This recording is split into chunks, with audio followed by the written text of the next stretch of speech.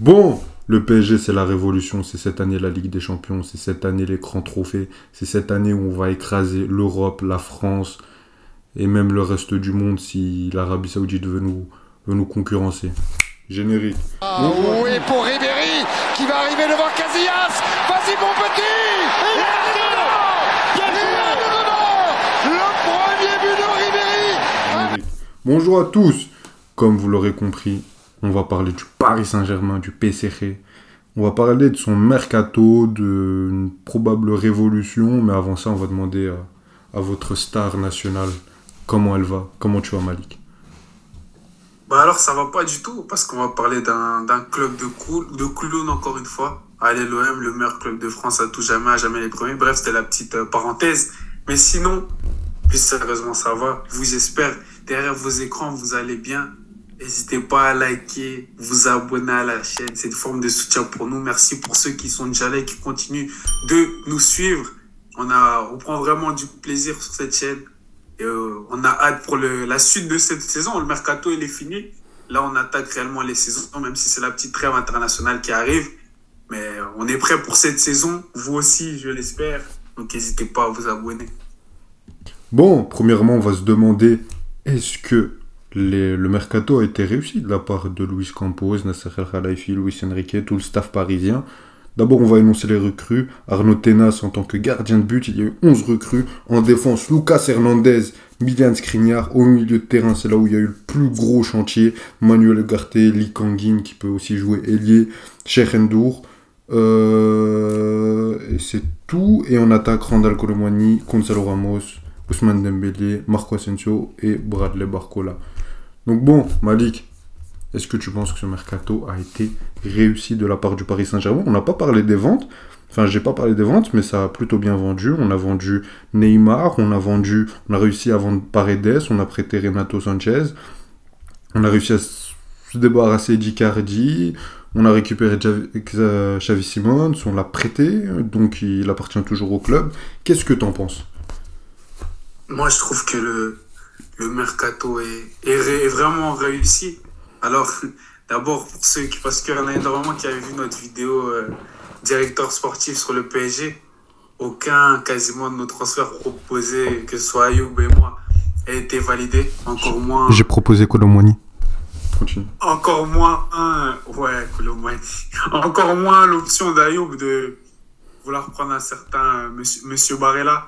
Mais bon, ça c'est un débat d'un autre soir, comme on dirait. Non, mais franchement, pour moi, vous avez fait un très bon mercato, Ayoub, parce que oui, il y a eu une grosse somme, je dirais, dépensée pour un Colomwani. Même Gonzalo Ramos, d'une certaine manière, c'était pas un transfert gratuit, mais je vous ai trouvé cohérent toute cette pré-saison, le PSG. Là, je vais au-delà du mercato. Enfin, après, peut-être que je parle sur la deuxième partie. Je vais rester que sur le mercato, mais sur le mercato, je trouve que c'est réussi parce que vous avez dit on veut plus prendre juste des beaux noms, des jolis noms, des nanani. Avec un coach comme Luis Enrique, on veut prendre des jeunes. On sait que c'est un coach qui développe bien les jeunes, des joueurs qui vont se mouiller pour le maillot. On voit un Ugarte sur ses premiers matchs, tous les fans parisiens dont vous êtes tombés amoureux parce que voilà, il se donne et il donne tout. C'est un chien comme on dit chez nous. Mais bêtement, le match contre Lyon, les 2 premiers buts, c'est lui qui provoque le pressing. Donc, vous voulez des joueurs je parle pas du style de jeu, mais dans la mentalité qui vont tout donner pour le club et qui veulent être là. Pas comme les sortants qui sont partis, qui disent qu'ils ont vécu un enfer au club. D'ailleurs, une belle réponse de Paris, on disait qu'on ne fera aucun commentaire, qu'on déclasse. Bref, il y a vraiment beaucoup de choses que j'aime sur ce que vous avez fait sur cette pré-saison à Paris, mais maintenant sur le mercato en tant que tel, en prenant des jeunes français, voire parisiens comme Randal Colomwani, parisien, je parle de la région parisienne, un jeune français comme Barcola, etc. Dembélé qui revient, un jeune français. Vous avez réussi à garder Mbappé d'une certaine manière. Je trouve que le mercato est réussi, même si Ayoub voulait pas voir Marco Asensio titulaire. Je pense qu'il va commencer à s'excuser à la fin de la saison envers Marco Asensio d'avoir préféré que le PSG prenne des Bernardo Silva, etc.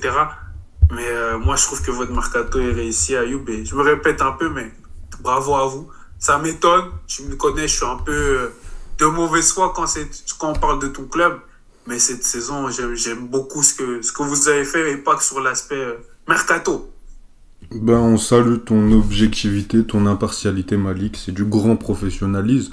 Moi, sur le mercato, je suis du même avis que toi, hein, vraiment. Et même pour revenir sur Asensio, complètement d'accord. Je vais déjà m'excuser parce que Asensio, moi, je le voyais. Ah bon? Oui, oui, oui, oui. Malik le voulait. Après, faut bien sûr contextualiser une chose que tu n'aimes pas faire. Mais lui le voulait en tant que seul titulaire au poste d'ailier droit. Là, ce n'est pas le cas. Là, il est dans la rotation. Là, il n'est pas affirmé comme un titulaire. Pour le moment, il est titularisé, ok. Mais en pointe, on a Randal Kolo Muani et Gonzalo Ramos. Et à droite, on a Ousmane Dembélé, Barcola et même Akanguinli qui peut jouer. Donc, il n'arrive pas en tant que seul titulaire à droite. Donc là, oui, je peux dire Asensio, c'est une bonne chose. Et s'il arrive à être titulaire, c'est qu'il aura mérité avec un coach qui le connaît très bien. Et au moment de son arrivée, Luis Enrique n'était pas encore nominé. Et oui, sinon, très content du mercato. On a ramené des joueurs de qualité, des joueurs qui n'étaient pas forcément directement dans des top clubs, à part peut-être Ousmane Dembélé. Moi, j'en vois pas un seul qui était. Et Milan Skriniar. Milan Skriniar, oui, mais je veux dire titulaire dans un top club, indiscutable, tu vois. Parce que c'est longtemps ce qu'on voulait au PSG. Pareil, même pour moi, je voulais un Barella à un moment, etc. Et je pense toujours que tu peux recruter des joueurs comme ça qui peuvent réussir. Mais après, à un moment, quand tu regardes les autres clubs en Europe, c'est pas du tout ce qu'ils ont fait. C'était pas vraiment leur base pour réussir. Quand tu regardes sur les dernières années, par exemple un City ou un Liverpool qui ont vraiment réussi à aller en Europe, quand tu regardes leurs joueurs, De Bruyne, qui est aujourd'hui le meilleur joueur de City, vient de Wolfsburg. Silva, ça vient de Monaco. Mahrez vient de Leicester, etc. Ok, c'était des joueurs à fort potentiel, très demandés en Europe, qui avaient déjà eu des saisons complètes, qui avaient déjà prouvé des choses dans des grands matchs, dans des saisons complètes, mais ils n'avaient pas encore passé ce step de grand club, et ils l'ont fait avec City.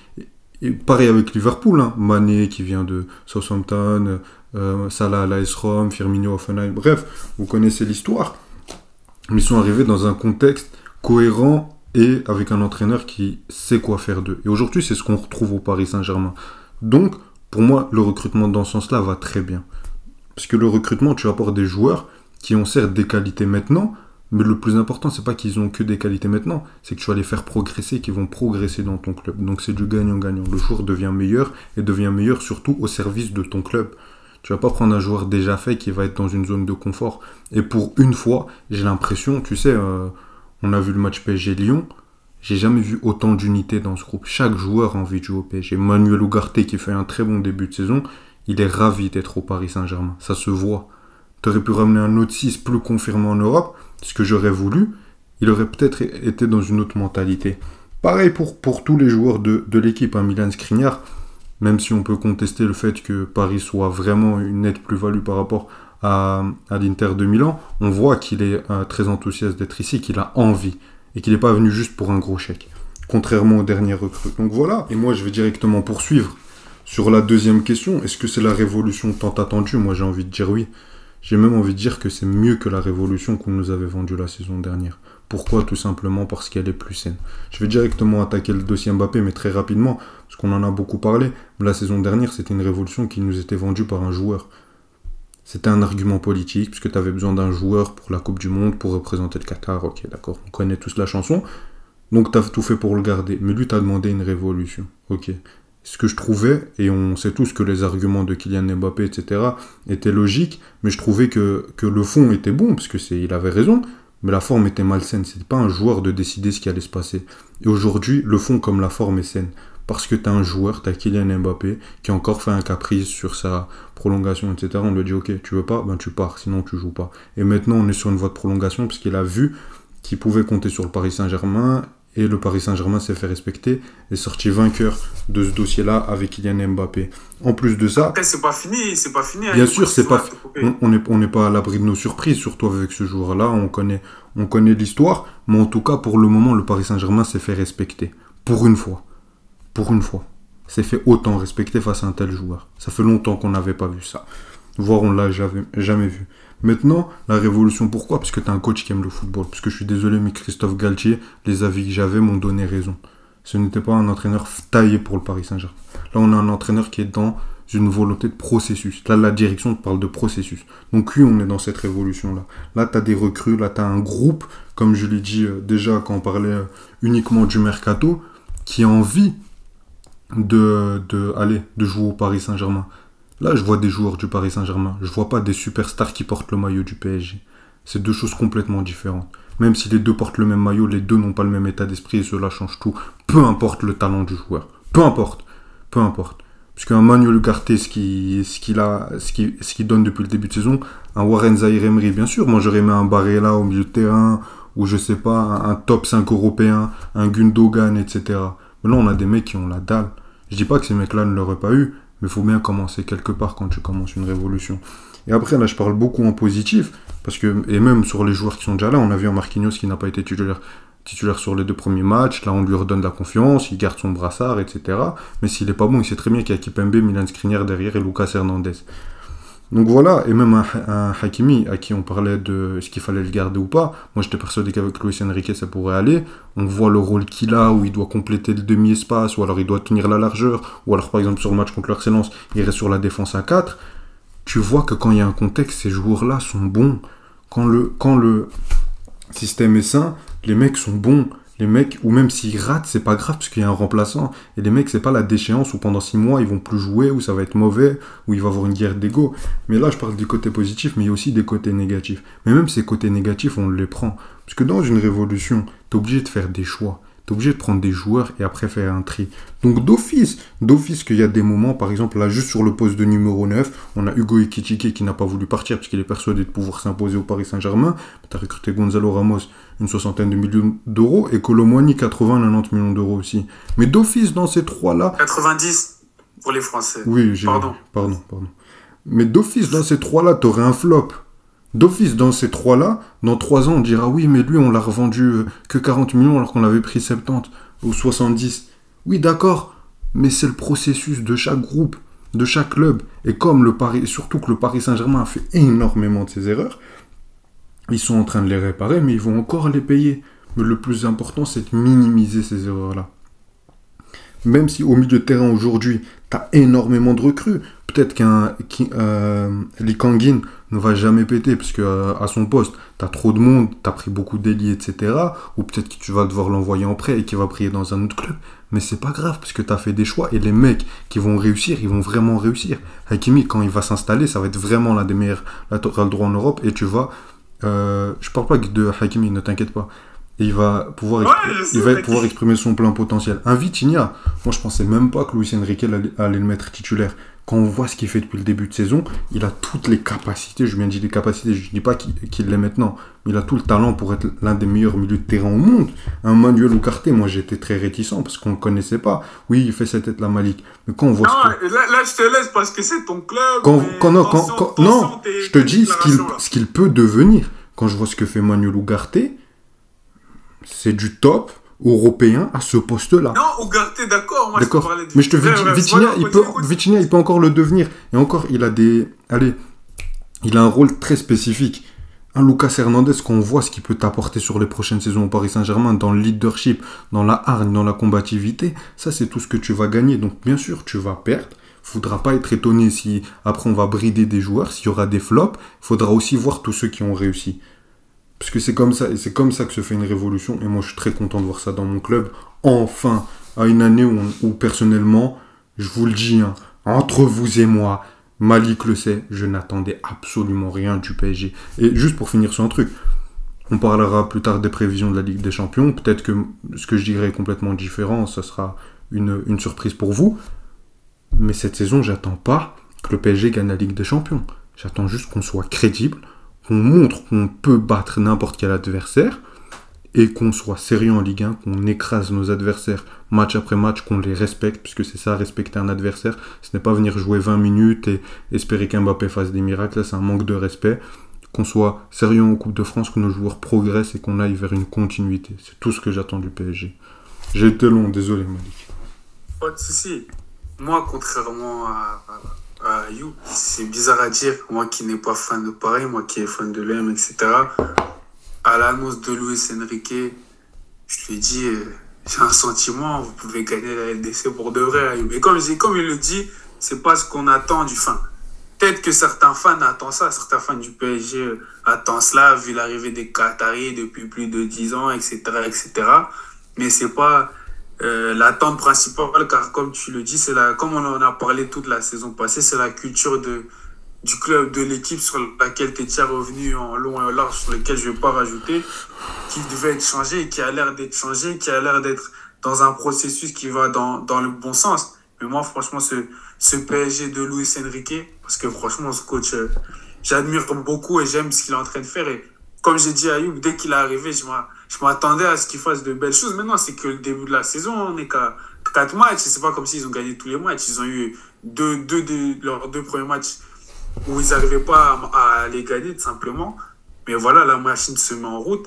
Et franchement, même pour l'Europe, pour la Ligue 1, pour la Coupe de France, en fan adverse, en fan de l'OM, en fan qui déteste qui déteste le Paris Saint-Germain, j'ai un peu peur. J'ai un peu peur et j'ai jamais dit ça à Ayoub depuis tout le temps qu'on se connaît, que j'ai peur un jour du Paris Saint-Germain ou que j'ai peur qu'une fois ils puissent gagner la Ligue des Champions, etc. Mais là, c'est beau ce que fait la direction, c'est beau ce que fait le coach, ce que veut amener le coach, lui-même le dit. Je veux pas être à Paris pour 1 an, 2 ans, je veux être là longtemps, nanani. Maintenant, est-ce que ça va vraiment se faire? Comme on dit, là, c'est le début, tout est beau, tout est rose, etc. Mais quand il y aura des moments de doute, des moments difficiles, comment ça va tenir?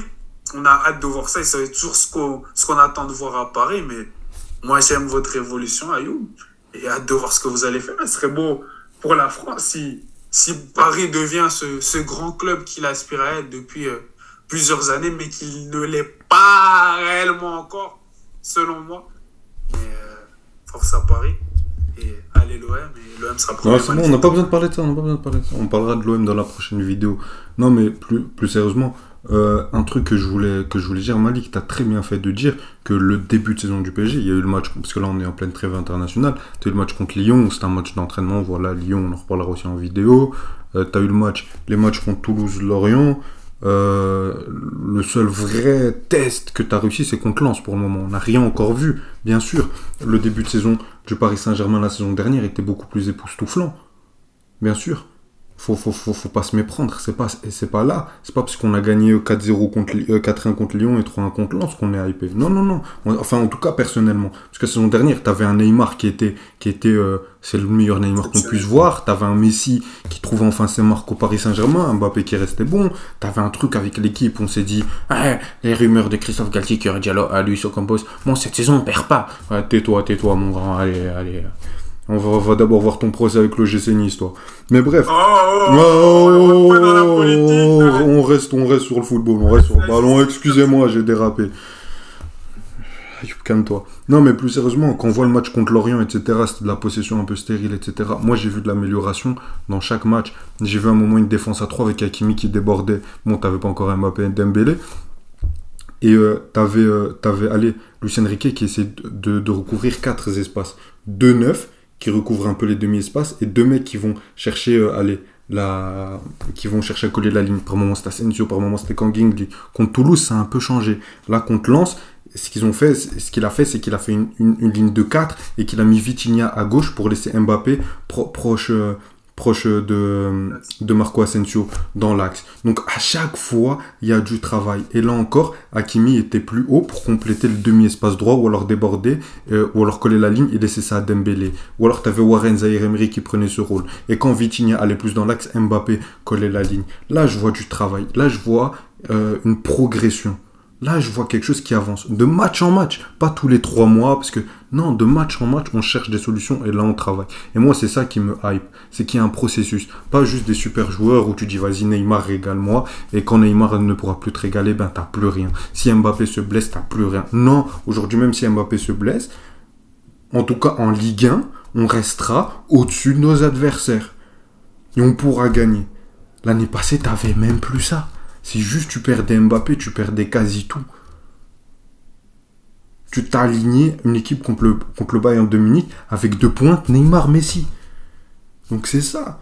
Pour moi, c'est ça. C'est plus ça qui me hype qu'un début de saison où on met 4-5-0 et après on voit ce qui se passe quand les joueurs reviennent de Coupe du Monde. Non. Donc tu as très bien fait de le dire, Malik, complètement d'accord avec toi. Bon, je pense qu'on peut s'arrêter là. J'ai beaucoup parlé, désolé.